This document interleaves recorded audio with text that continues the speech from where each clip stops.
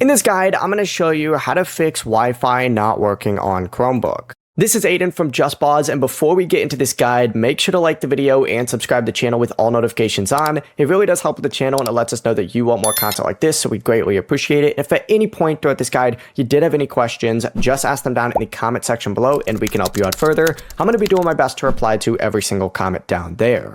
Now, if the Wi-Fi option is missing or won't turn on, you need to shut down your Chromebook, and while you're shutting it down, go ahead and hold the refresh key and tap the power button to turn it back on, and release the refresh key when the device begins starting up and you see that Chromebook logo. What this does is it resets the wireless hardware.